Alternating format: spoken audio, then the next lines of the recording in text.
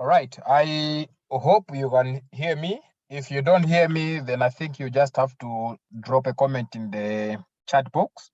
I'll be regularly checking it to see if there's anything to work on in that end.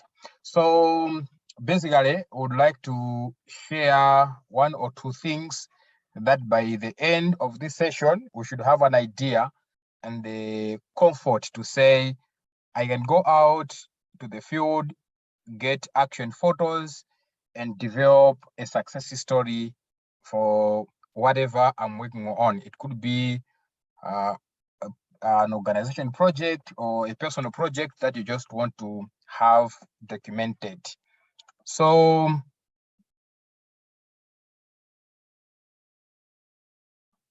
go to next. All right, we are going to look at three basic things. One, we'll discuss photography ethics, and then we'll talk about taking action-oriented photos and developing a success story. Right. So I think these are the key things that I thought are important that we should share. So in terms of photography ethics, there are several issues that one may need to talk about or one can look into, but I just isolated three that I find to be quite key and very useful, the basic ones. These are the areas that you might not want to miss if you are out there using your camera. The first thing is make sure that you get consent before you start taking photos. Now, I hope we have all been involved in research or some kind of studies where when you want to get information or to collect data from the subjects, you don't just start getting the data from them before you get their consent. Likewise, photography is one way of collecting information. You get photos, those are the details of people that are your subjects for the purpose of either project documentation or even a success story, as we may look at it later on in our discussion. So why should we be worried about getting consent from the subjects?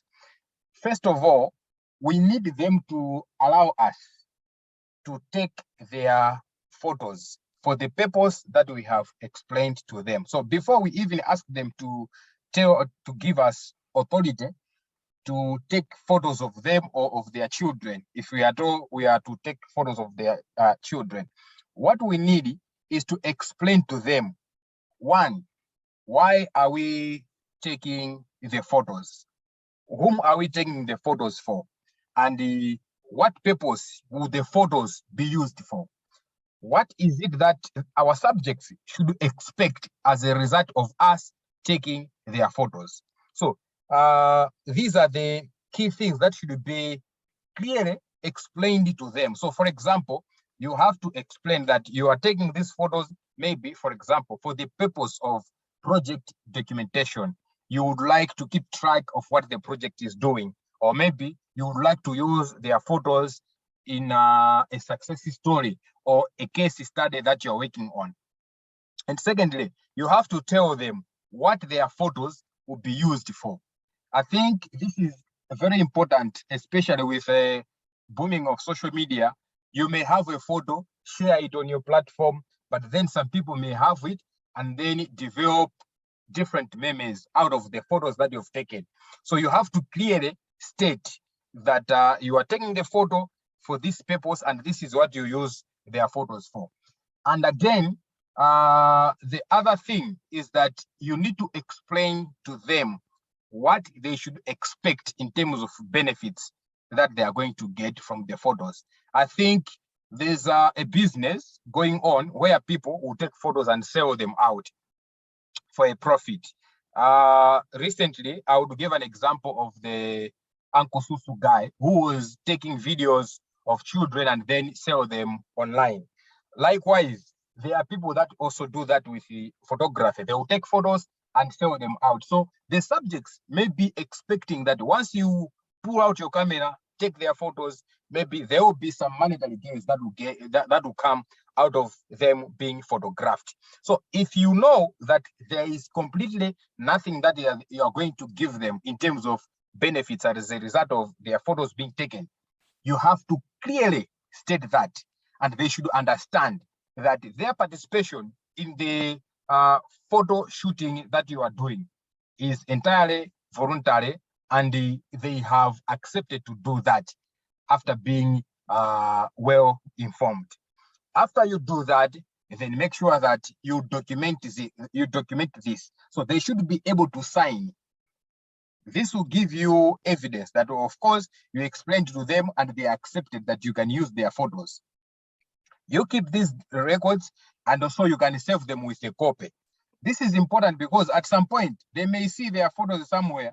Maybe somebody is using them in an advert, and they would come to you demanding money. And some people have even been sued for using other people's images without any consent. So consent is a key issue that we don't have to ignore in as far as we are using our photographing gadgets. The second thing, apart from the issue of consent, is depiction of imbalance or demeaning the subject that you're shooting. What do I mean when I say avoiding photos that show power imbalance or photos that demean your subject?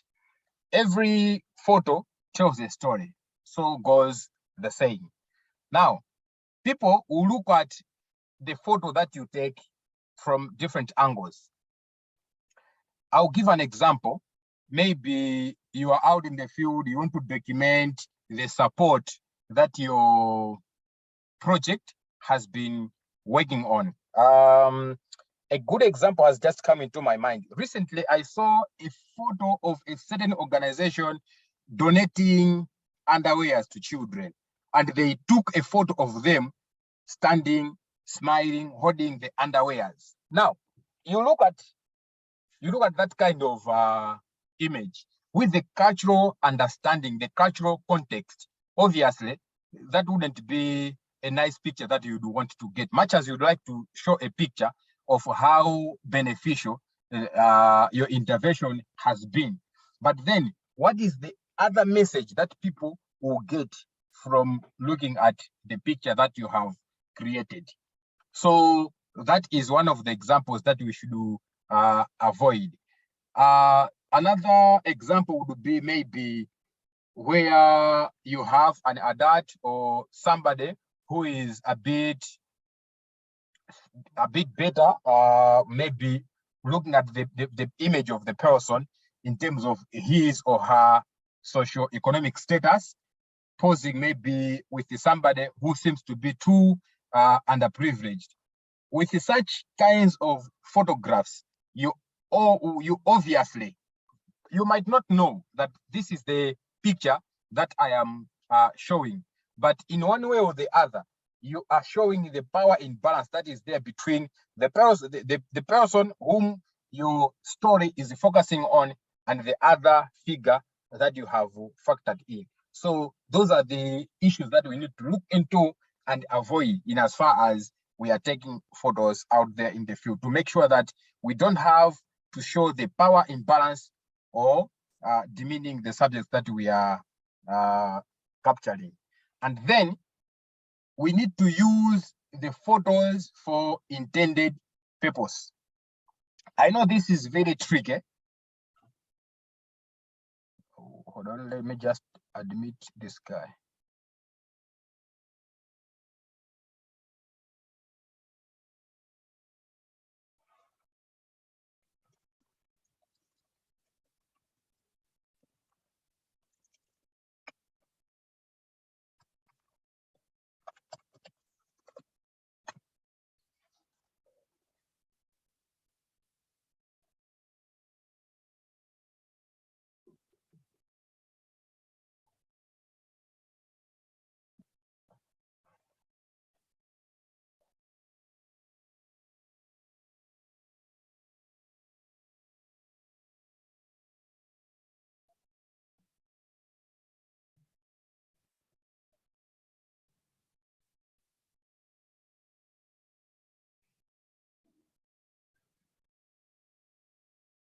Hello, are you guys able to hear me?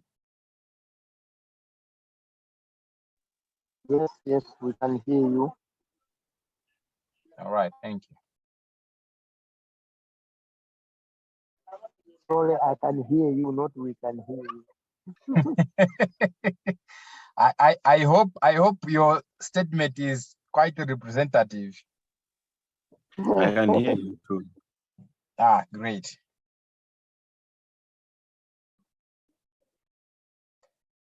I have a hope that John is able to hear me, but his mic is denying to be on mute. Okay, great. So, photo usage is one of the issues that becomes tricky, and usually control over this is becoming very difficult, especially with advancements in technology. But then, still more, what do I say when we talk about using the photos for intended purpose? If you have explained in your consent administration that we are taking these photos to use them for purpose A, B, C, D, make sure that once you have the photos, you really use it for the purpose that you have stipulated to the subjects before you obtained their consent. And when you are doing the consent process, it also helps for you to give a caution that much as you make sure that you use the photos for the intended purpose entirely, but then there are advancements in technology and the other third parties may end up using the photos in a different way. However, that might not be an issue directly to do with you, because sometimes when you put something in the public domain, people are free to do whatever they want. But the thing is, you just have to maintain using the photos for the purpose that you indicated you use them for. So basically, these are the three key ethical issues that I thought I should share with you before we start talking about shooting the photos and as well as developing the success story. Key issues that we have tackled: use the photos for the intended purpose, don't demean your subjects or show any power imbalance, as well as obtain consent before you even fish out your camera. We'll now move to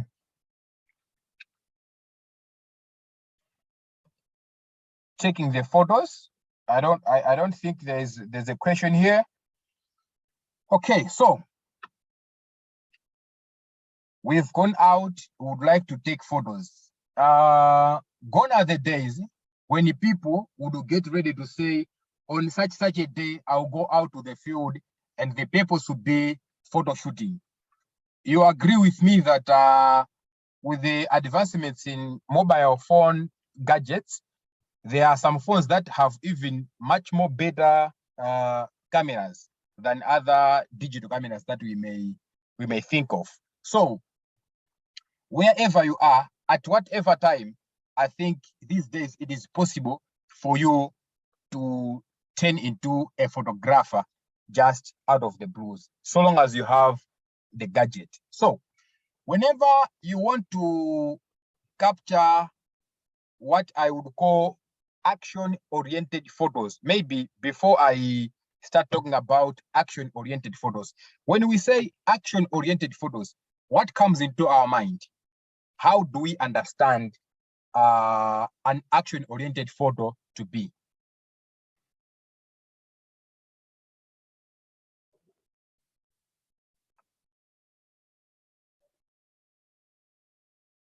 Hello? Okay, action oriented is more like a picture that will tell on its own when someone look at that picture, should grasp what was happening on that situation, should tell stories on its own without anyone putting any caption. The picture itself should tell that okay, this person was maybe walking, or this person was receiving maybe bracket, or this person was speaking at the podium. That's how I understand by the term action oriented. All right. Thanks, James.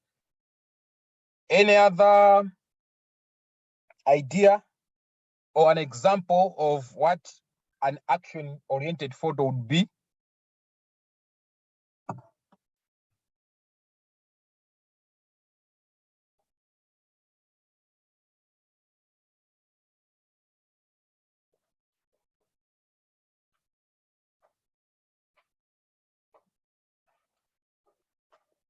Daniel, would you give us an example of an action photo? Welcome, Wilson. Can I come in? Yes, please. Can I come in? Yes, okay. please. According to my understanding, demonstrate a certain activity taking place. For example, I'm a farmer, so I might be watering my vegetables, and while watering, while having a cane on my hands, and then a photo taken. It means it will explain what I was doing at that particular time. All right. Thank you. Hello. Thank you, Daniel. And thank you, James. Basically, it's exactly what you two guys have said. An action-oriented photo has to be a photo that once you just look at it, you can write several stories without even asking further questions for clarity or anything. So there has to be an action or actions taking place in the photo. It doesn't necessarily mean that it has to be a moving image. No, a still photo that once you take it, people will be able to know that this is what is happening in the photograph that I'm looking at. So there are key issues that we need to look into whenever we want to get an action photo. First thing is, you need to know the position you are to be yourself with your camera against the subject you're shooting. This has to be a viewpoint that will give you one ability to see the whole action that you want to document, that you want to take a picture of without anything disturbing you. Secondly, you should be able to get the background in clarity of the action that you are documenting. I will talk about this at some point, the issue of the background. And again, that position that you are supposed to be at should be able to provide you with an opportunity to follow through the action, if at all you are supposed to be following the action. So for example, it could be that you are capturing an action that's something that's moving, for example. So be at a position where if you be panning your camera following the object that you are trying to shoot, you still be able to have clear view of your subject without anything, any noise in between interrupting you. So that's the vantage point you are supposed to have whenever you want to take an action photo. The second thing is working on your camera. You might have the best position, you are able to see the action, you can follow it, and nothing in between is disturbing you. But if your settings on your camera are not okay, then you have trouble. So cameras basically operate on a triad principle. You have to understand the aperture, you have to understand the ISO, and you also have to understand the shutter speed. These three are supposed to be balanced for you to get the better picture. So for example, I talked about being able to have stationary background, a background that will give you clarity or context in which the action is taking place. For you to be able to do that, you have to work with your aperture. aperture is the distance that you have between your subject and its background, and how clear you want that one to be. We have all seen images where the subject looks very clearly and then the background is blurred in so much way that you can't even see what's exactly in the background. If you are talking about action-oriented photos, sometimes these kinds of blurred backgrounds do not work well because they don't provide the context in which the activity is taking place. For example, you are capturing a child at a school and you want to show that this image was taken at a school, but then you choose to have all the background blurred so much that people just see colors without even making sense of what's behind that. Obviously, that may be posing challenges. So you have to set your aperture to a position where you'll be able to capture the background that you need. The ISO, this is the amount of light that you allow. The camera has a sensor that responds to the light that you are using to do your photography. So you have to make sure that you have set it to a better position where the amount of light that you get into your camera will help you produce the image of the better quality you would like to have. If you set it so low, you end up having a picture that looks a bit darker, so much that even if you try to develop it at the post-production level using what. Okay, so I was talking about adjusting the settings of your camera. I talked about the aperture, the ISO, and the shutter speed. So I was about to start explaining the shutter speed before the meeting came to an end. But then on ISO, I said this is the sensitivity of your camera sensor to the light that's coming through. So you need to balance it, because if you don't get it right here, you can have the better position to take the action. However, your photos may be a bit darker than expected, and that will pose challenges. The other thing is now the shutter speed. This is how quickly the lens opens and closes when you place the shutter button. These are action photos we're talking about. Obviously, the subject is in the course of moving. So if you don't get it right with your shutter speed, you get hazy pictures. I hope we have at some point seen photos. Maybe you want to take a photo of a person waving a hand. But if your shutter speed is set at a lower speed, this is what usually happens. You might end up having like multiple hands. The hand might be there, but then some other copies, I would say, of the same hand may appear maybe in the direction of the person has been waving. So to avoid that situation happening, make sure your shutter speed is set to the highest speed possible. Because the way the camera works is that when you press the shutter button, the opening of the lens, the cover opens and then closes.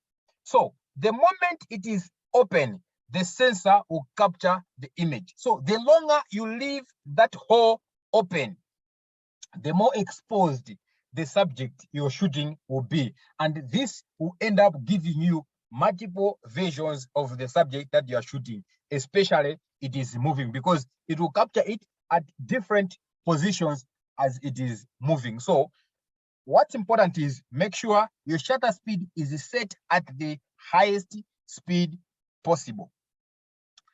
So again, like I said, the aperture, make sure that you set it at a point where you'll be able to get clarity of the background of the subject that you're shooting, because this is important. It will help the reader of the image to understand the context in which the image was captured and then be able to understand the story that the photo is telling. Now, aside the technical aspects, when you want to take that action photo, rapport is always very important.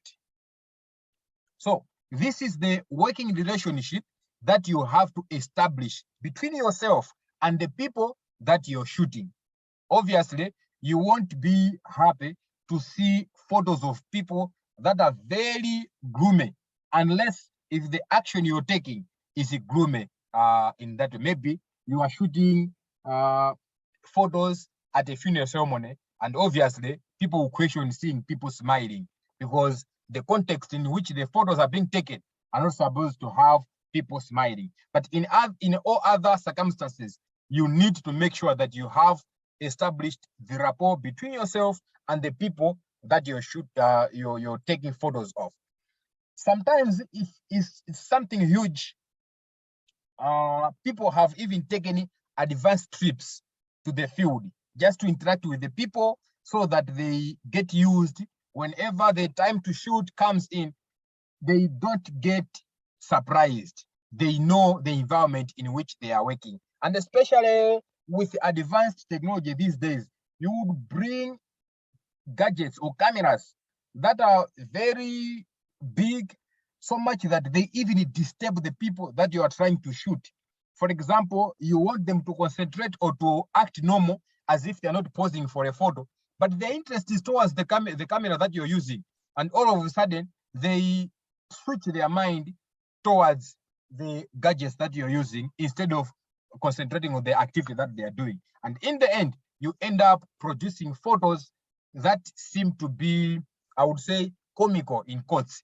Photos that will just obviously be seen that these people were just pretending to be doing something, but the minds or the interest of the people were not really in what they were doing, or they are captured to be seen as doing. So that has to be avoided. And we can always do that by trying to make sure that we have prior rapport with the subjects that we are using.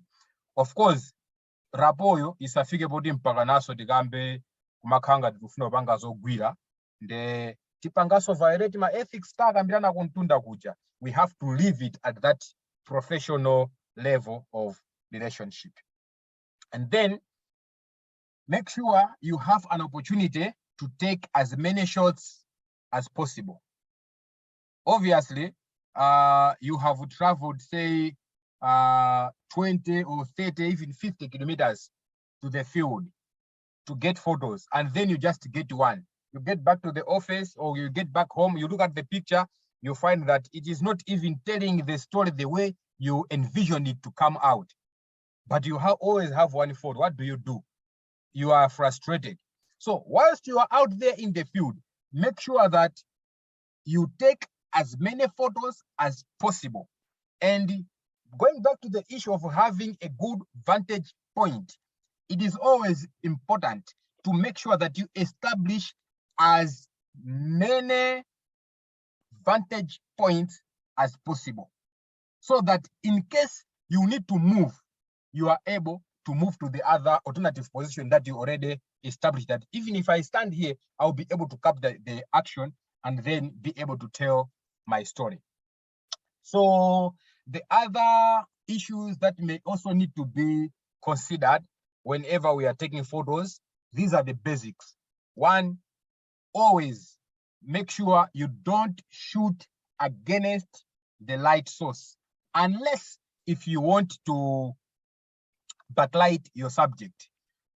There are some photos that maybe the story you're telling would not want the subject to be revealed, his or her identity to be known. So in these cases, you would deliberately backlight the subject, where you tell the subject to stand in front of the light and then you take a shot so that you conceal the ID of the subject. In this case, that is allowable. But if you want photos that are quite clear, people can tell whatever is happening, then make sure you don't shoot against the light, because your image will be disturbed.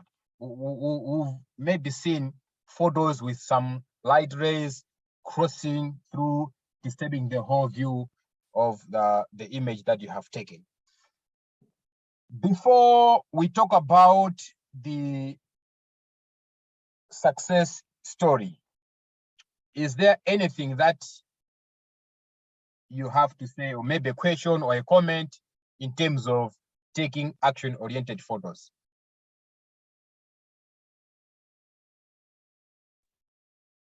It's clear from my side, it's clear. Great, thanks, Chimeme.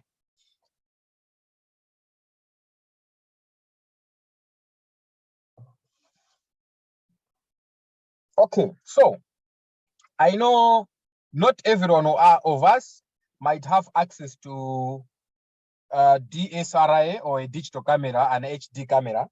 The majority of us are using these advanced smartphones that are equally able to produce very beautiful, high quality photos. And I would like to talk about how best we can make use of our phones in order to make sure that we get the best photos. At some point, I have ever used photos taken by a smartphone, and they have even served better purposes. So in the absence of a digital camera, we can as well use our smartphones. I will stop sharing briefly for now. Okay, so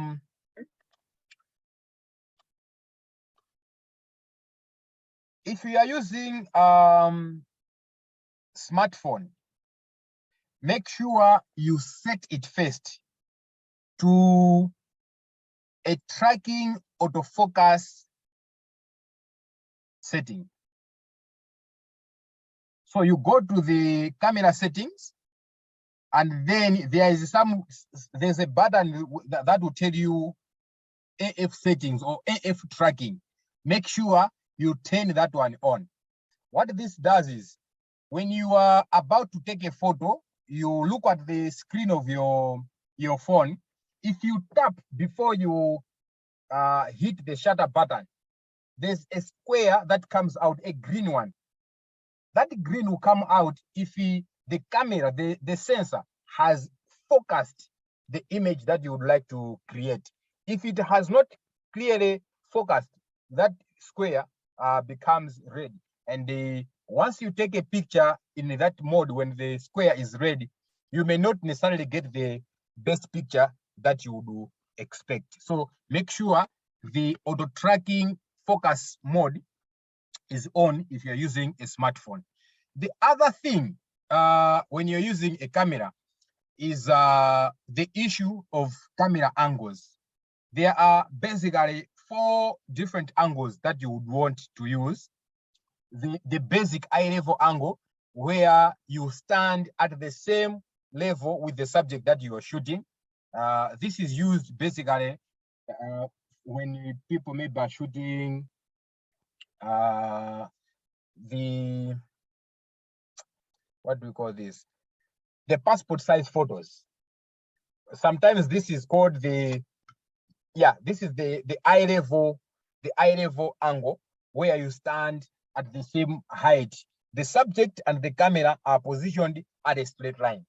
And then there's another angle, the lower angle. This is where the camera is on the ground and you tilt it upwards, looking at the subject at an elevated angle.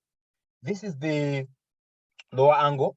The higher angle is when now your camera is on top, you tilt it down, looking at your subject. This is the high angle. And then there is an overhead. An overhead angle, basically this is the one now you make use of a drone. Or sometimes if you're using a camera, you can climb on top and you have a straight line of your lens towards the subject to produce that that overhead angle. Every angle has a purpose. Remember, I talked about the issue of power imbalance. Obviously, the high angle, the lower angle, these are the angles that will tell you the relationship that's there. So for example, if you take shots from a high angle, what this means is you look down upon your subjects.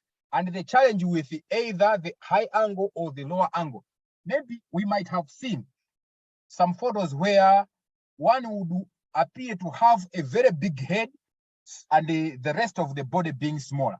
This happens if you have not figured correctly where the angle you're taking the shot should be at. So make sure that you have the angle that's going to give you the proportional outcome of the subject you are shooting.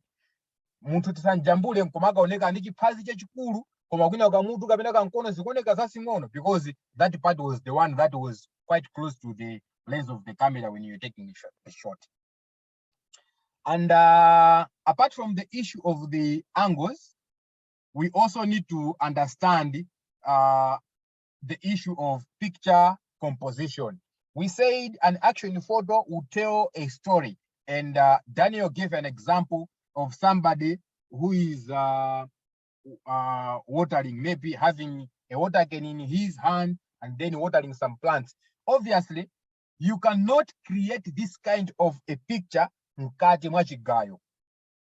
Obviously, ndekuti wasokoneza context, because people will ask, akutsirira mojani mu chigayo. So make sure that the surrounding in which the image you are creating is also related contextually to the action that you are documenting. If you are talking about maybe a project that is promoting tree planting, at least capture a photo in a nursery of trees or in a woodlot, where if the people see the surrounding in which the image has been taken, they'll be able to relate, or they'll be able to know that, okay, this story is talking about ABCD. So sometimes we may deliberately bring in some props or some objects that would like to make sure that they are adding more meat to the story that the image is trying to talk about. So for example, I want to take a picture telling a story about maybe a youth empowerment activity that our project is doing. And we have trained Achinyamata Mwina in vocational skills, for example, ya welding. Obviously, if I want to document this particular individual, be it a lady or a young man, I would want maybe a welding machine to be featured in my chitunzi. And again, maybe something, an artifact or something that has already been developed, can the window frame or anything that can add up to make sure that the story that I'm talking about is really contextual enough and is related to the image, the objects or the environment that we have created in the photos that we have created.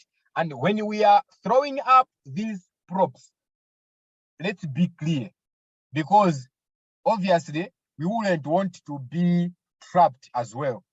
Wapasa news azikalanga da kuerenga, and yet news ijaigwira yozondoka.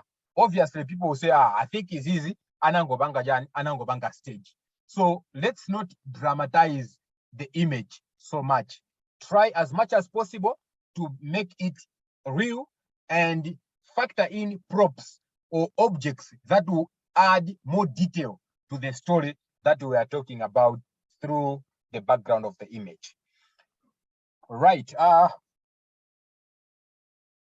think we can now move on to developing the success story. Any objection? I don't see any.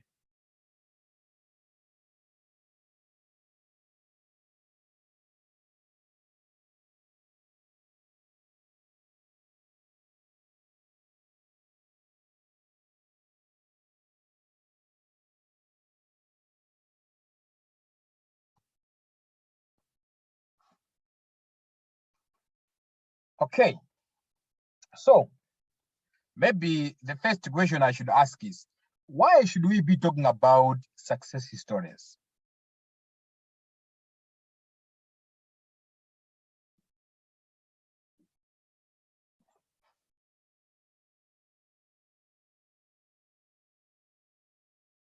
Hello?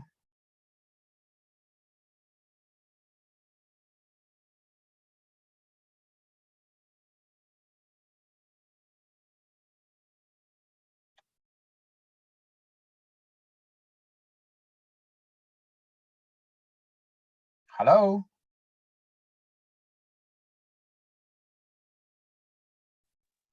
I have a breakup, but now I can hear. Hi. Yes, I can hear you.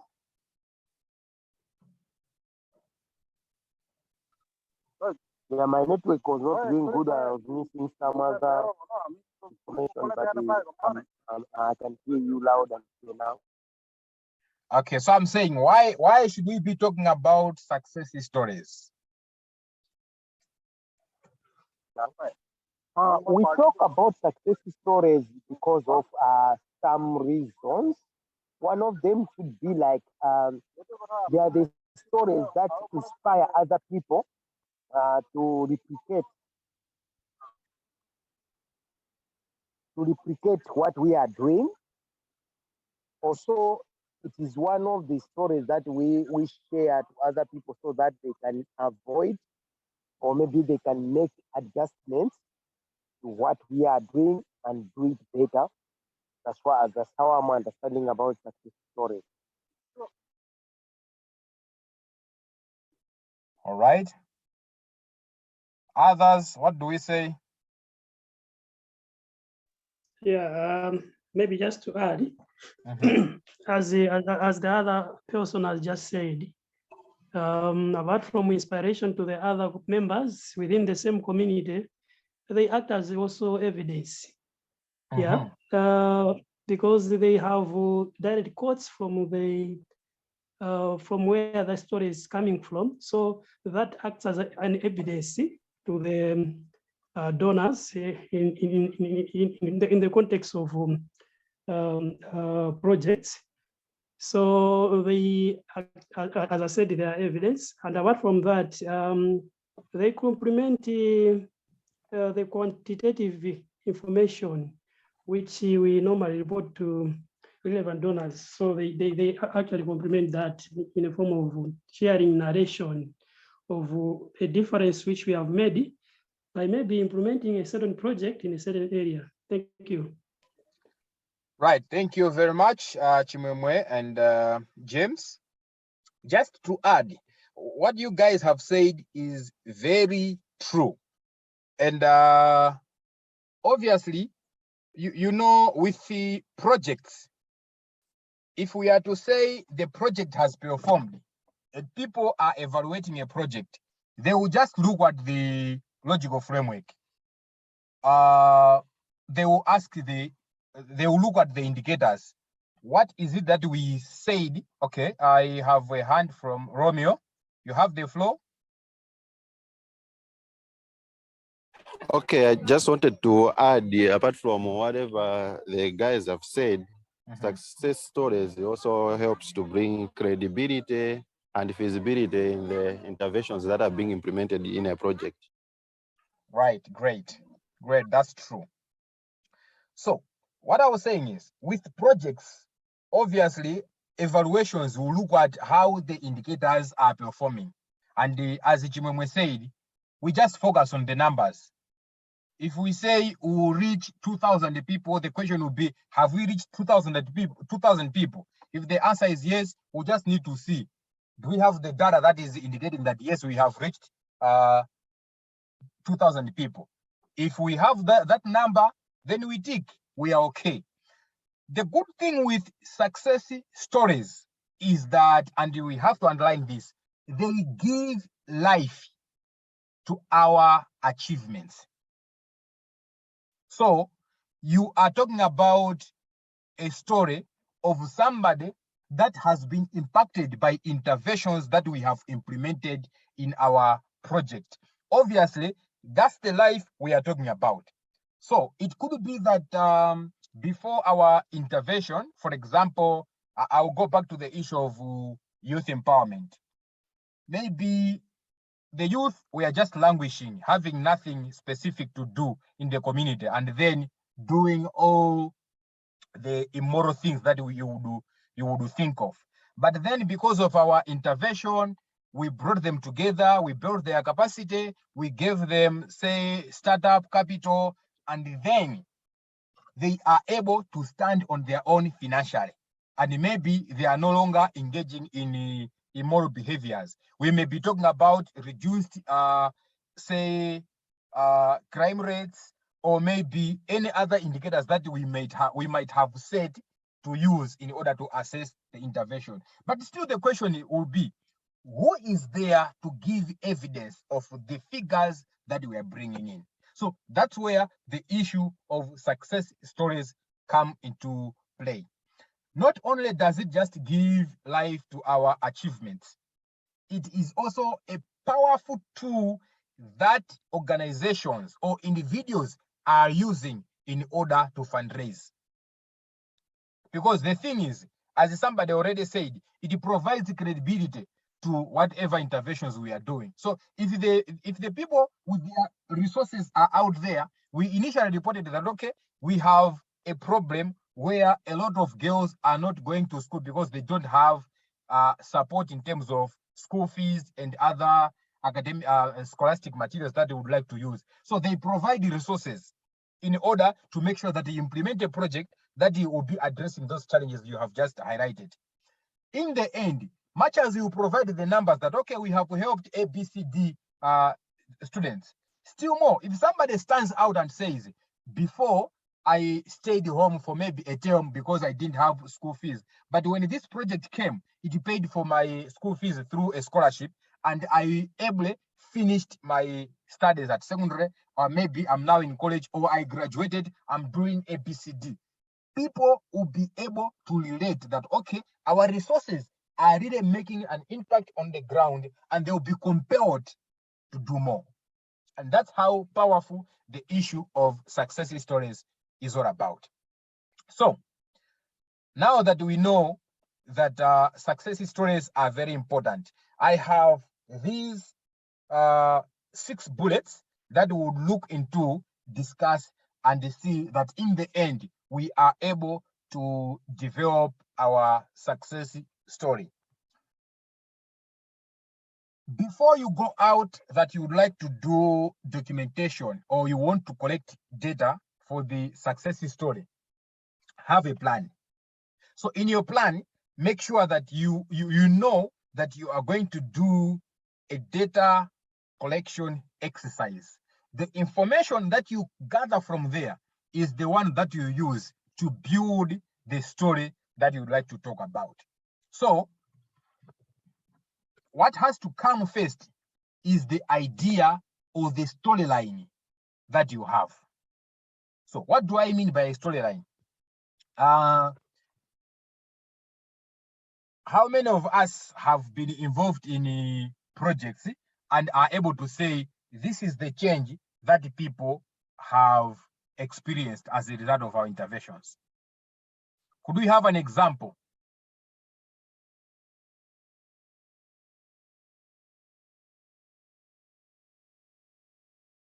Hello?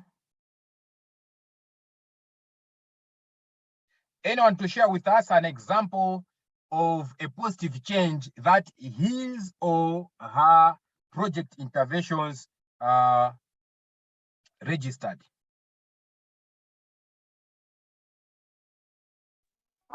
Can I give an example of a project that I did in 2016, 2018? Please do.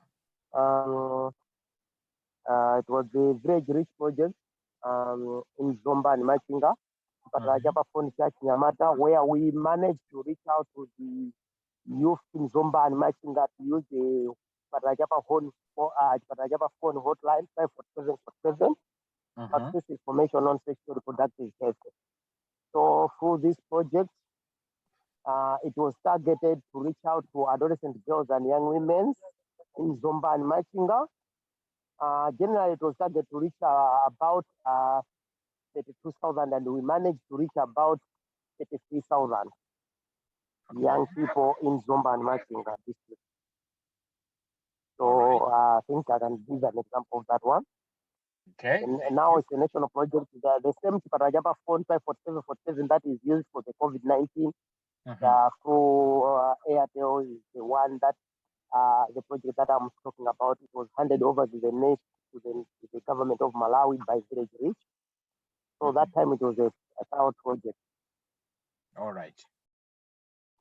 Okay, thank you, James. Anyone with an example?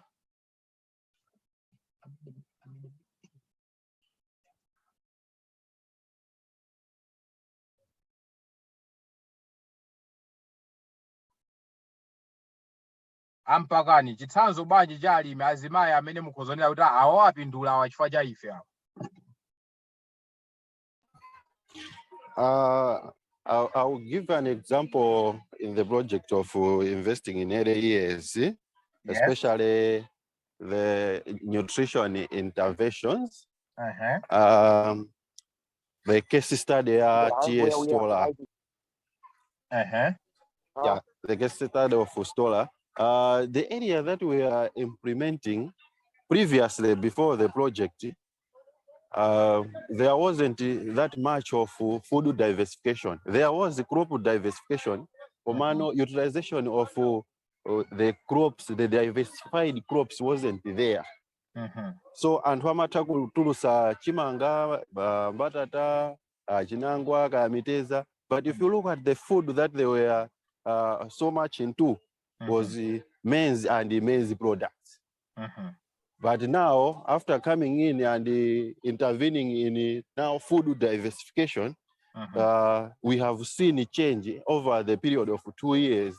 In that, if you go even in surprise monitoring visits to my households around the centers that were targeted, you will find a good food diversification. It's no longer maize and maize products each and every day. You can find the sweet potato, you can find the cassava products and the other things. All right, great.